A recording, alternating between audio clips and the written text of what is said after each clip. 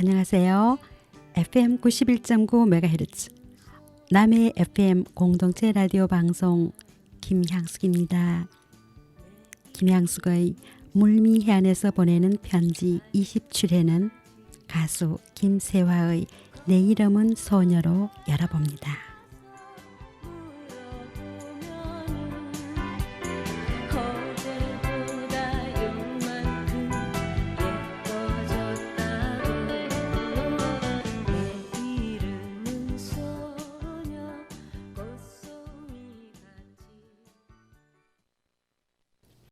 오늘은 남해 다랭이 마을 김희자 수필가님을 모셨습니다. 김희자 수필가님 반갑습니다. 반갑습니다. 네, 먼저 김희자 선생님의 수필가로서 살아온 날들을 소개해 드릴게요. 남해 다랭이 마을에서 태어나셨고요. 2011년 개간 수필세계로 등단하셨습니다. 제1회 청강문학상 대상, 목포문학상, 근로자 예술제 수필부문 금상 등 다수의 전국 공모전에서 입상하셨는데요. 2018년 귀향하여 다랭이 마을에 살고 있으며 현재 남해 화전도서관 수필 강사로 활동 중이시고요. 수필집으로는 등피, 꽃문이 열릴 때까지, 바람의 지문이 있습니다. 김희자 선생님, 수필을 쓰시게 된 배경에 대해서 이야기해 주셨으면 합니다. 예, 제가 사회생활을 조금 일찍 시작하면서 책과 음악을 가까이 하게 되었고 늦은 밤 라디오를 들으며 일기 편지 쓰는 걸 좋아했어요. 언제부터인가 제 별명은 꿈꾸는 나무였어요. 꿈이 있어 사는 나무 같았지요. 불혹의 국문학 공부를 시작하고 글을 썼어요. 산행과 여행하며 네이버 블로그를 운영했지요. 여행길에 담은 사진을 보고 글로 묘사하는 법을 익히고 2007년에 수필에 입문했어요. 2009년 제1회 청강문학상 대상, 목포문학상에 당선되며 문단에 이름을 올렸지요. 무엇보다 제가 문인이 된 배경은 천혜의 자연 경관을 품은 고향 다랭이 마을 덕이 아닐까 싶어요. 네. 예.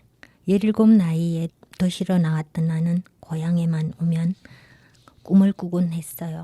바다와 산, 터전을 바라보면 삶의 이야기가 되는 고향을 글로 걸어보고 싶었거든요. 네. 그래서 한땐 4시간만 잠에 글쓰기에 몰입을 했답니다. 아이고, 4시간 너무 짧은 수면이었습니다. 그래도 꿈이 있어 못했습니다.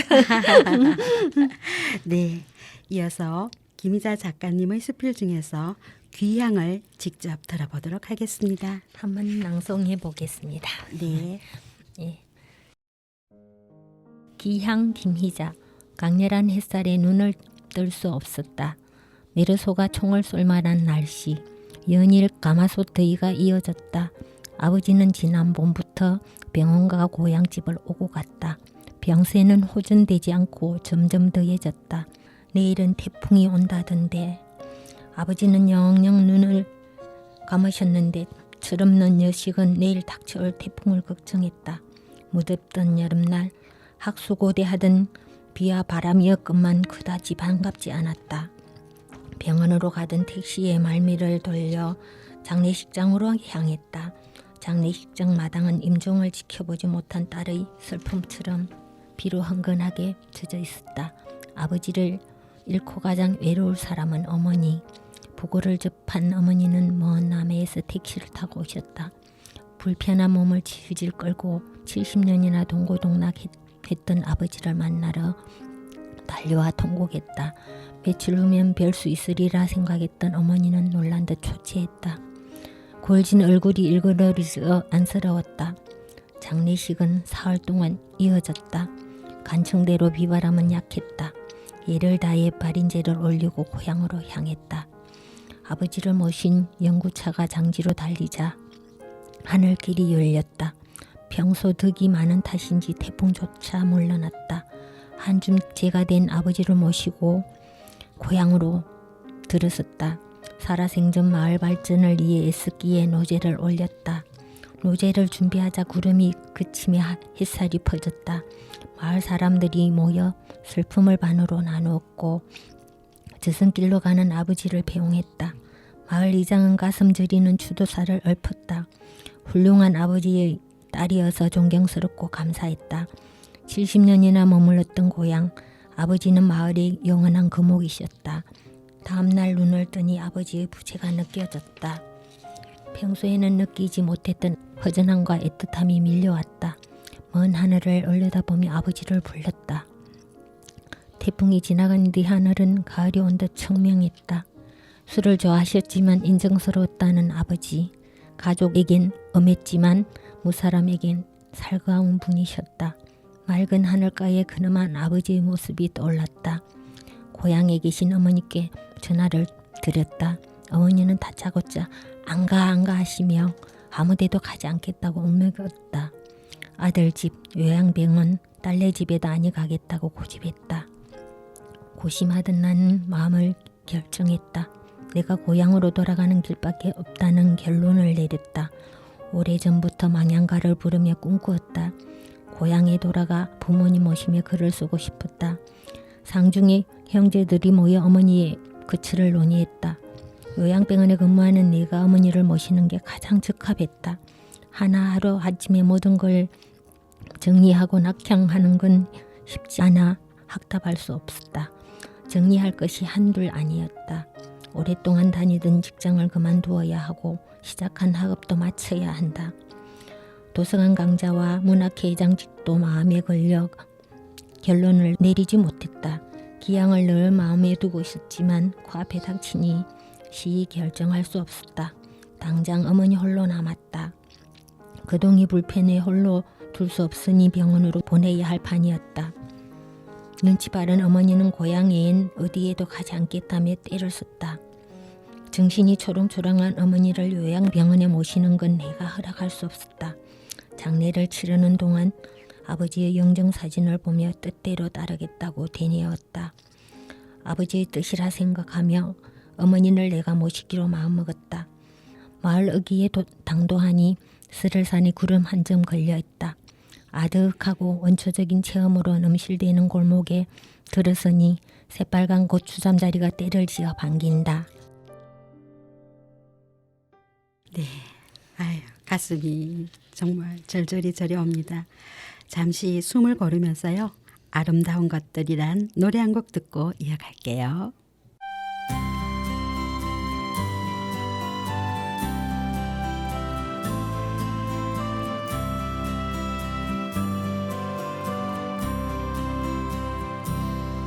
꽃잎 끝에 달려있는 작은 이슬 방울들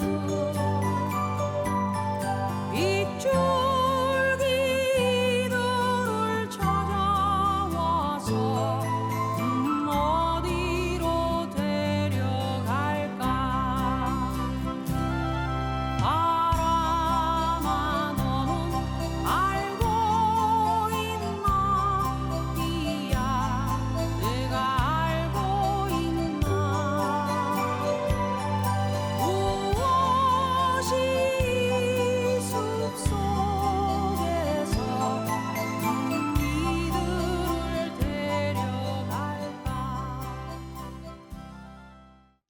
네, 고향에 들어온 이야기 중에서 아버지의 언덕이 정말 절절합니다. 김희자 작가님의 목소리로 귀향을 듣다 보니요. 제가 보건진료소장으로서 김희자 작가님의 선친과 저의 인연도 생각나는군요. 1989년이었죠. 25세의 어설픈 사회초년생이 선구 보건진료소에 부임하던 날 며느리의 이삿짐을 경운기에 싣고 비포장도로를 달려오신 저희 시아버지는 가장 먼저 김 작가님의 선친을 찾아가라고 하셨어요. 그 당시 선구보건진료소는 다랭이 마을부터 시작해서 항천, 성구, 사천, 우남, 인포 이렇게 6개의 마을 주민 건강 돌봄을 제가 맡았거든요. 네. 철딱선이 없는 며느리의 직장 생활에 도움을 주기 위해서 시아버지께서는 할 수 있는 최고의 베품이 지역 터줏대감과 연계시켜서 며느리가 외롭지 않게 맡은 바 임무를 감당하도록 도와주는 것이었는 듯 했습니다. 다랭이 마을은 남해군에서도 가장 오지에 속했죠. 천수답에 농사를 짓고 쟁기로 논밭을 갈면서 우물을 길어 밥을 짓는 아주 가난하고 건강 문제 또한 많은 마을이었어요. 그 시절에 두 분은 살아가면서 즐거우나 괴로우나 술친구로서 세상살이 정보를 나누면서 지내는 아주 각별한 사이였답니다. 제가 발령받을 즈음에 다랭이 마을 개발위원장을 맡고 계셨어요. 그때 마을 현황부터 시작해서 주민들의 집안 내력을 꼼꼼하게 챙겨주셨고요. 보건진료소장의 지역 진단과 주민건강 돌봄에 정말 큰 몫을 담당해 주셨던 김희자 작가님의 선친이 오늘따라 아련하게 그려집니다. 네, 김희자 작가님께서는 다랭이 마을에 2018년 9월 2일에 귀향을 하셨군요. 도시에서 모든 것을 내려놓고 홀로 남은 어머니를 봉양하러 고향으로 오셨는데요. 그땐 정착하러 온 것이 아니라 어머니의 병간호와 고향에서 글을 써보려는 목적이셨다고요. 네. 네. 어머니께서 소천하시면서 도시로 돌아가려고 했으나 조상의 터전인 고향집을 지키는 일도 효도라는 생각에 정착하게 되셨다고요. 네. 어머니는 올 1월에 그만 하늘나라로 저풍을 가셨고 홀로 고향집을 지키면서 설을제라는 민박을 운영하고 계신다고 하셨습니다. 정말 우리 설을제 민박이 대박이 났으면 좋겠습니다. 감사합니다. 이어서 고향집과 어머니의 노래를 잠시 감상하신 후에 우리 김희자 작가님의 수필인 사경 들려드리도록 하겠습니다.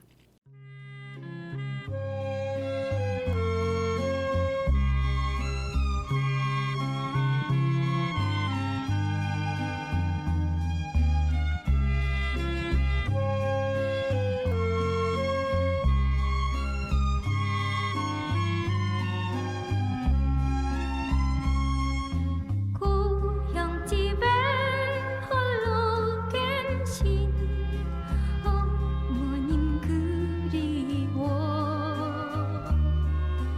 귀들이 우는 가을밤을 나 홀로 지새네 고막살이 작은 집에 뱃사물이 없는 밤을 호젓하고 외로워서 어이 지내시나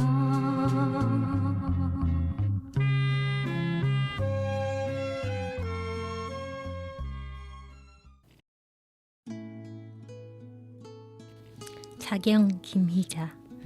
마을은 며칠째 해무에 잠겼다 나타났다 했다. 해무가 낀 날에는 모든 길을 지웠다. 올해는 장마가 유달리 길다.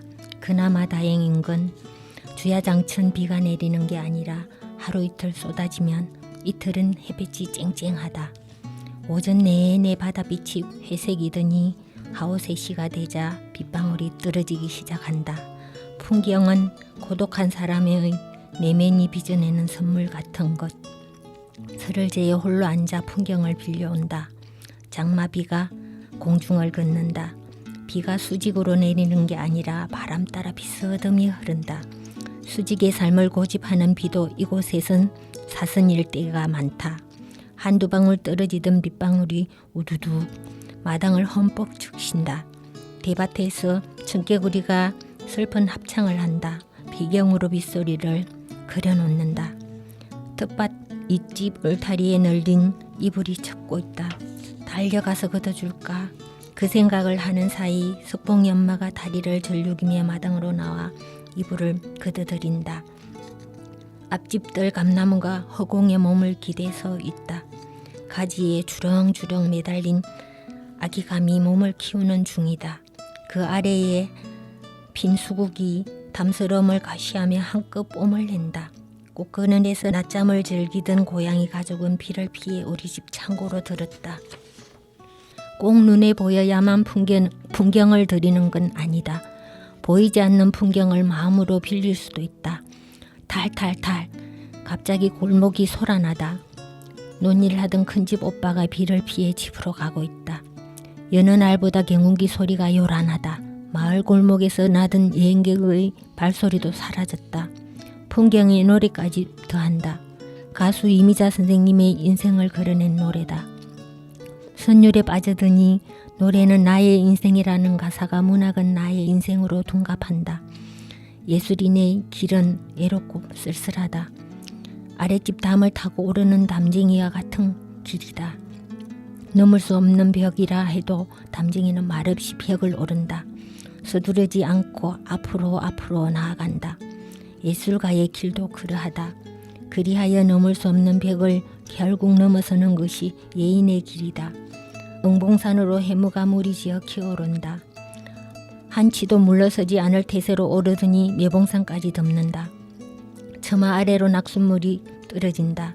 사랑채에 동그만히 앉아 내리는 비를 보며 소리를 담는다. 뻐꾹 뻐꾹 뻐꾹. 앞산에서 나는 뻐꾹이의 울음소리도 젖었다. 뻐꾹이 소리를 들으니 고향에서 머무는 게 실감이 난다. 종일 마루에 앉아 밖을 보시던 어머니도 안방으로 드셨다. 휴대폰이 진동하며 사진 한 장이 날아든다. 내 작품을 읽다가 나의 웃는 모습이 떠올랐다며 보내온 사진이다.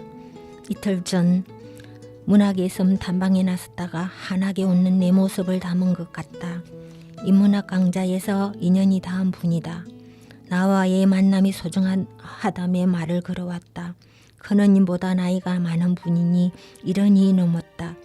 내가 더 감사하다며 답을 했다. 이럴 땐 사람도 풍경이 된다. 해무 속에 잠겼던 설월사님 슬슬 모습을 드러낸다. 기울지 않은 해가 응봉상 자락에 걸려있고 마음의 창으로 드는 풍경도 점점 달라진다. 네, 김자 작가님 잘 들었습니다. 다랭이 마을의 풍경 그리고 차경이 잘 어우러져서 더욱 아름답습니다. 잠시 이미자 선생님의 노래는 나의 인생 듣고 이어갈게요.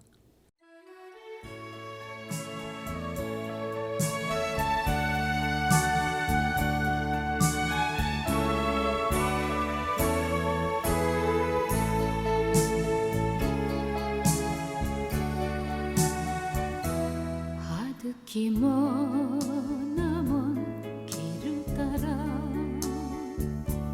뒤돌아보면은 외로운 길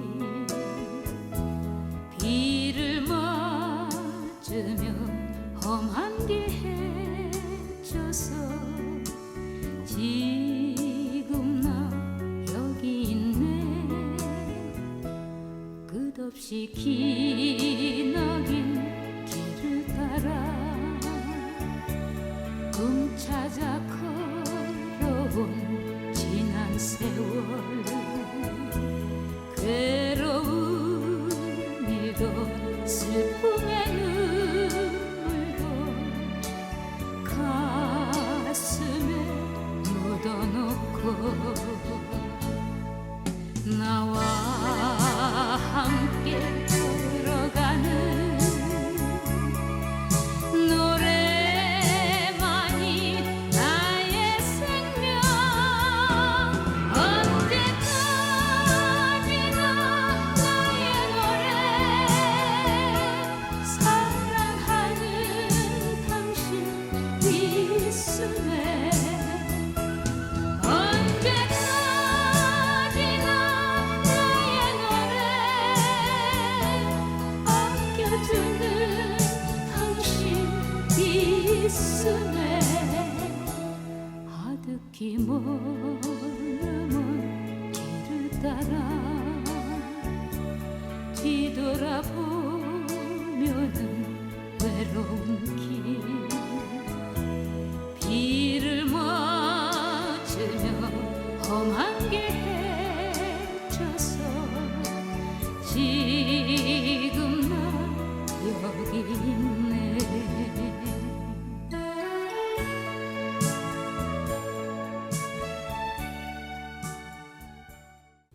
네. 노래는 나의 인생이라는 제목이 오늘따라 왜 이다지도 애틋한지요. 이 노래는 처음과 나중은 분위기 있게 두성으로 처리하면서 중간은 열정적으로 부르는 이미자 선생님의 노래였죠. 나의 인생, 나의 노래는 이미자 선생님의 노래이지요. 김희자 작가님은 문학은 나의 인생이라고요. 네. 네. 문학은 나의 인생. 그렇다면 저는 뭐라고 해야 되나요? 간호는 예술이라고 해야 할까요? 맞습니다. 소장님은 간호는 예술이라고 해도 됩니다. 네. 김희자 작가님의 이제 앞으로의 계획은 어떠신지 이야기를 듣고 싶습니다. 제가 기양한 지 5년 됐거든요. 네. 처음에 남해에 왔을 때 이제 신협 이사장님의 도움으로 남해인을 위한 수필 강좌를 시작했고 네. 지금은 화전도서관에서 길리의 인문학 강의를 4년째 하고 있습니다. 4년째 하고 예, 계시다고요? 예, 예. 네네. 예. 그 올가을에 그 공동 작품집이 나오고요. 네. 내년쯤에는 제 작품집 다랭이 마을 이야기로 엮은 책을 출간할 계획입니다. 그래서 네. 지금 퇴고하고 있습니다. 네. 기대됩니다. 네. 살아보니 고향이라고 모든 게 좋은 건 아니더라고요. 아하, 세상의 변화에 인심 또한 내정하지 않고요. 그렇죠. 어디에 사나 장단점은 다 있기 마련인 것 같아요. 때론 이곳의 삶이 정말 보람되기도 하고 내가 과연 고향의 뼈를 묻을 수 있을까 싶을 때도 있답니다. 하지만 지금처럼 고향집을 지키며 살아갈 생각이고요. 내 삶이 곧 문학이기를 바라며 하루의 의미를 부여하며 살아가고 있답니다. 네. 우리 김희자 작가님의 그 바람이 정말 아름다운 꽃봉오리가 맺어져서 사뿐히 걸어가시길 바라겠습니다. 감사합니다. 네, 이번에는 또 마지막으로 수필 나의 바다를 부탁드려 봅니다. 나의 바다 김희자. 사근사근 수풍이 부는 쪽빛 바다가 꿈을 꾼다. 잔인한 여름 끝의 선물이다. 두고 간 그리움 하나 찾아 옛동산에 앉았다. 하늘과 바다의 합의를 본다. 하늘은 바다, 바다는 하늘. 전설 같은 사연을 간직한 채 하늘색은 닮은 바다가 말없이 누워있다. 큰 바다에서 건너온 배들이 유유히 흘러 항구로 들어간다. 바다의 어원은 받아들이다에서 나왔다. 아무런 조건 없이 모든 것을 받아들인다고 주어진 이름. 작은 물도 거절하지 않고 받아들여 큰 것으로 아우른다고 하여 생겨난 말이다. 흐르는 강물은 바다를 만나는 순간 고요해진다. 근원으로 돌아왔기 때문이다. 어머니의 자궁처럼 바다는 평온하다. 자궁의 양수와 바닷물의 성분이 흡사한 까닭이다. 우리는 누구나 10달 동안 양수 속에서 살았다. 그 속에서 숨을 쉬고 꿈을 꾸었다. 그래서 늘 돌아가고 싶은 것이 어머니의 자궁이고 모성을 닮은 바다이다. 바다는 터전임의 놀이터였다. 척박한 나락 논밭에서 거둔 곡식으로는 허기를 채우기에 빈약했다.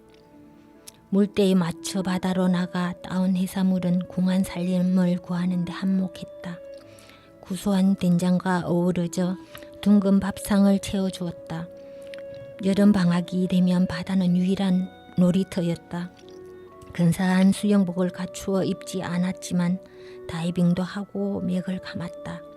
바이섬을 항해 모험하며 헤엄쳐나가기도 했다. 그땐 유난히 커 보이던 섬이 어쩜 저리도 작은 것인지 바이섬을 바라보다 피식 웃는다. 영원히 자유로운 오늘은 넋을 놓고 바다에 풍덩 빠져 있어도 좋으리. 무한하게 펼쳐진 바다를 보면 살아야 하는 이유를 얻는다. 맥을 감으며 꿈꾸던 친구의 이름이 입안에 맴돈다. 갯바위에 엎드려 옷을 말리며 미지의 세계를 동경했던 친구들. 인생의 참된 맛은 역경과 고난을 만난 뒤 비로소 알게 되듯 50 중반의 성거들은 이제 짠물의 의미를 안다.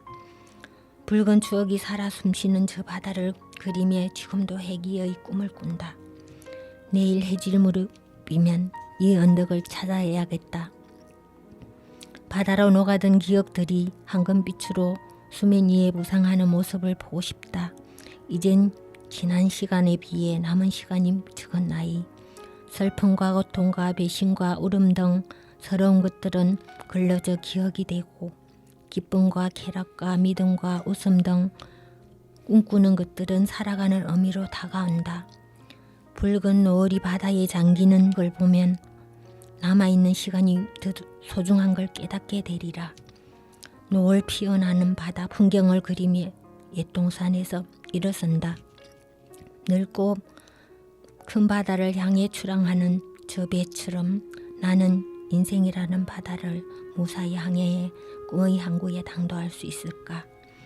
여름 한낮의 그 오랜 기다림처럼 태양을 토해낸 바다가 생선과 소매를 꿈꾸며 은빛으로 일렁인다.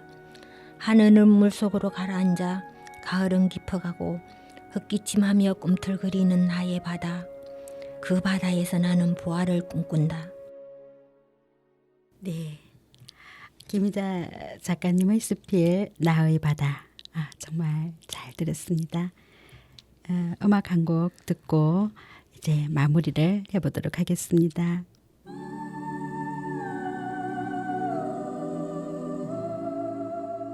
오늘은 남해 다랭이 마을 김희자 작가님을 모시고 함께했습니다. 애청자 여러분 고맙습니다. Today I'm so blue, sad and broken hearted, and it's all because of you.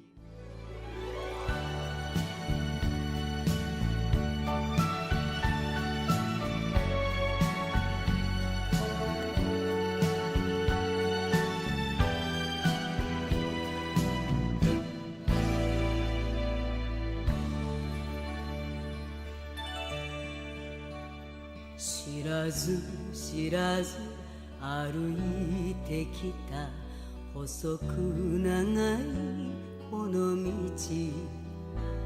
振り返れば遥か遠くふるさとが見えるでこぼこ道や曲がりくねった道地図さえないそれもまた